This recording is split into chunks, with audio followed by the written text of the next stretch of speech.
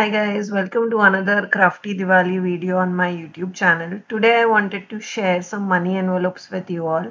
So I have made this money envelope from scratch using Craftangle's dual textured white cardstock. So I start off with a 12 by 12 inch cardstock and then I will cut it to size and create my own money envelopes. I have used 230 GSM thick cardstock for this and I cut it to 9 inches by 8.5 inches. So the final size of the paper or the sheet that you need to start with is 9 inches by 8.5 inches. You are free to use any cardstock of your choice. You can also use colored cardstock, etc. I'll link down some products for you all below if you want to, check out for some options.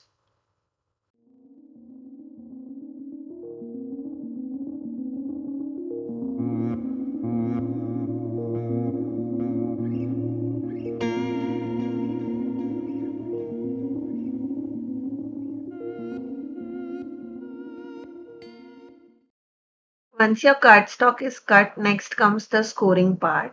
Along the 8.5-inch edge, score at 4 and 8 inches, and along the 9-inch side, score at zero point 0.5 and 7.5 inches.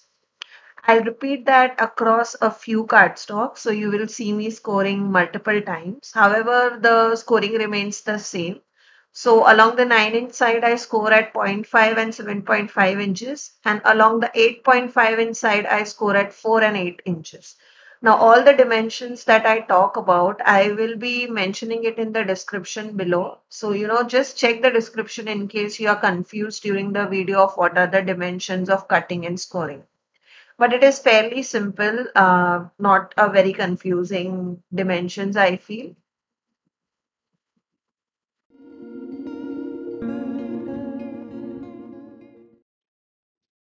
So once everything is done, just take your bone folder. I have used my fingers, but I highly suggest that you use the bone folder that we use for scoring to just reinforce the score lines. And then we cut the paper as shown. And here I'm using my non-stick craft scissors. As you can see, it works perfectly even for cutting as well as for my tapes. Now, a lot of people had queries that, what does non-stick scissors mean? Non-stick scissors does not mean that, the tape will not stick on your scissors at all. This does not happen with any brand, guys. The tape, as in nature, if it has strong adhesives, especially like red tacky tape, it will stick to scissors. However, the cleanup is a lot easier than your regular scissors. If you would have used your regular scissors, you would know the difference I'm talking about, between the non-stick scissors and the regular scissors. I have four brands of non-stick scissors, including Korean brand, US brand, Chinese brand, etc. And all of them behave exactly the same way. So non-stick scissors does not mean that it will not stick at all. However, the cleanup is very easy with non-stick scissors. Now you can see I have used some red tacky tape to secure and to create these note cards as shown in the video. Again, a fairly simple process, not something very complicated. And you can see how different they are from the note cards that we created, but you can definitely use note cards on top of it. Let's say if you are just putting money on money envelope. In my case, I'll be decorating it, so I don't think I need a note card on top of it, but that is also an option. The note cards that we created, again, the link of the note cards, etc., that we created, I'll link them down for below if you want to replicate the note cards as well. So I'm showing you here one more cut of same as, I'm just making one more envelope over here for you just to show you how easy it is to assemble one and, where the cut lines go, etc. So on one direction, you can see I have cut the left top portion and on the right side, I have cut right bottom portion. And then I'm using just red tacky tape to secure everything in place. I prefer red tacky tape. However, you can use any glue of your preference. Liquid glue also works. And then for the top or, the folding part of the envelope, I have used some corner punch to just chomp the corners. Now, it's not necessary you do that. You could also do some fancy die cutting and, create the border edge, etc. This is just some very simple money envelopes that I wanted to show you. Now, you could definitely make something fancy, like fancy edges, etc. You could do that. This I wanted to show in such a way that anybody could do. And also, again, scoring tool and trimmer is not something that is necessary. You could definitely use a scale and a pen, or a scoring tool like embossing tool, and your scissors to cut and create note cards. However, since I was planning to make a lot, it makes my life simpler having a trimmer and a scoring tool. But if you don't have it, does not mean you won't be able to make it. Now what I'm doing is I'm taking these small elements from some of the new stamps from Craftangles and some of the old stamps from Craftangles. So all the small elements I could find, I'm just taking them and creating a random pattern. And then I'll be repetitively embossing it throughout the length of the note card to create my own pattern and my own Diwali styled pattern. So if you don't have Diwali pattern papers, this is a good option. Also, instead of using a plain cardstock, you could have used a colored cardstock, a foiled cardstock. You could have used Craftangles designer toner sheets and, done foiling on top of it and then use them to create a money envelope. There are a lot of ideas. This is just some basic ideas that I wanted to share. You could really customize it like crazy, Once you have the dimensions, you can see how easy it is to make. You could use your own cardstock, pattern papers, and you could also customize it for other themes. Like you could use Craftangle's Merry Christmas paper and 12 by 12 paper, and you could create Christmas money envelopes as well to give out to gift. So there are a lot of ways in which you can do this. So again, here you can see I'm doing the same thing. I'm placing the elements to create my own pattern. Again, I'm making sure that not no two same elements are, close by. Like if I'm using one diya at the bottom, I don't use the same diya at the top. So I'm just making sure that visually it looks similar yet different, and the same elements are not next to each other. And then I do the same thing. Now I have already prepped my envelope with some powder tool. So you need to make sure that you use that. Again, I have linked down the powder tool that I use below.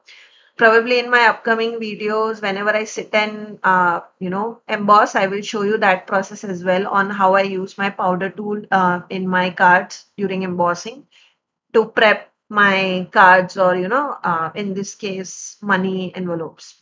Also, if you see that since we use our hands and there are always some oils on our hands, some extra embossing powder may stick on your card wherever it's not necessary.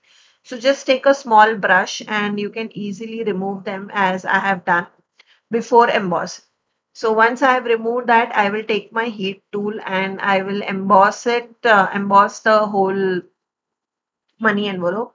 Again, this heat tool is the one which I highly recommend. I have used quite a few heat tool, and lot of heat tool did break with me over the period of time, especially the US ones. This is something which is lightweight, but let me tell you, even though it's lightweight, it is super powerful and it is a must have if you are into heat embossing. A really cool tool. I'll link down the all the products that I have used and I have talked out, throughout the video. I'll link them down below for you. So just check the description in case, you are interested in any of the products.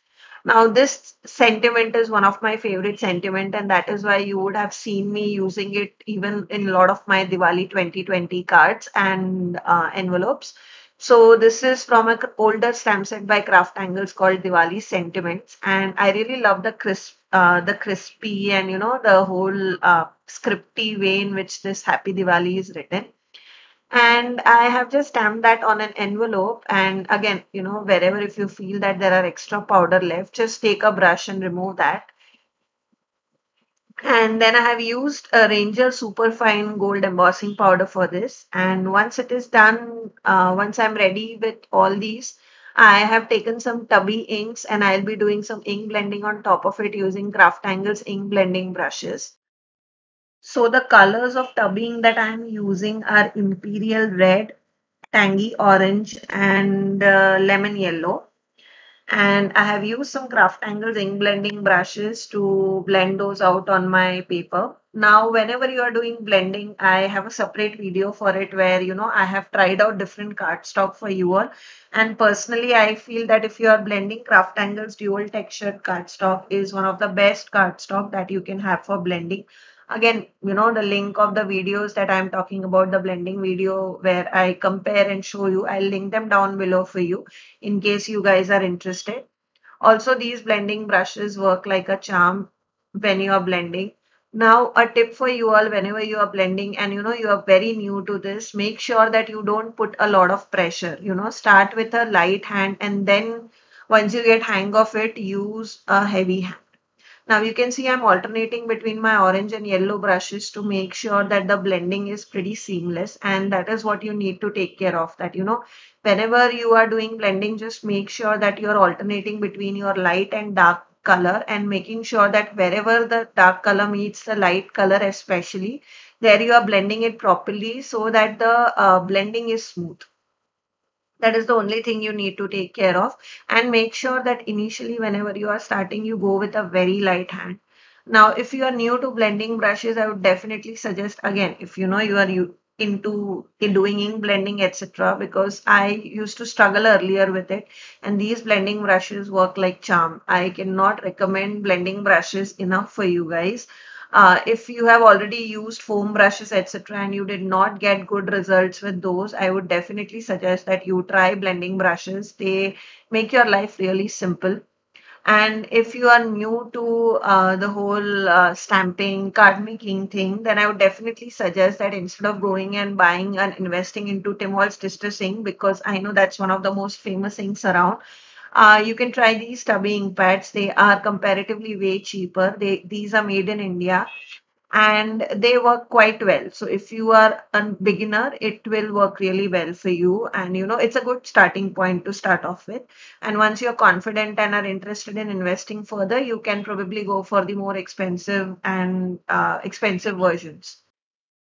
There is also Mudra ink pads that you can try. Both Tumbi and Mudra ink pads are made in India and are a good alternative to distressing, especially if you are starting and you don't want to invest a lot. And these are the Craftangles ink blending brushes that I am using. Again, I have one brush per color family. However, you don't need to do that. You can clean your brushes every time you use them and you can use them over the multiple colors. You don't need to invest one per color family. However, I use a lot. That's why, I have one per color family. Now, once I'm done with blending, what I do is I have taken some shimmer liquid watercolors by Craftangles. This is Shooting Star and this is just some clear shimmer liquid watercolor. And I have used that and plain water droplets to create, like twinkling kind of an effect on these envelopes. And you can see wherever the water hits the color and the liquid watercolor hits the blended background, you can see it has become lighter. Now this gives a illusion of starry kind of a background, and it especially looks beautiful if you are using shades of blue and you are creating a nightlife kind of an effect. Here I have used them with oranges and reds and you can see they look equally beautiful. And I prefer adding these kind of splatters on top of my card, especially when I'm creating my own patterns, because if my patterns are not perfect, these draw your eyes away from them. So that was the simple note card that I made. However, I primarily wanted to show you how you can make your own custom note cards using just cardstock. And as I said, you can replace cardstock with colored cardstock, pattern papers, etc., whatever you want. And I will be back with another video pretty soon. I have a few Diwali videos that I want to share with you. I hope you enjoyed today's video. If you did, don't forget to like and subscribe and do comment down below on what you would like to see next. I'll see you in my next video. Till then, please take care. Bye bye.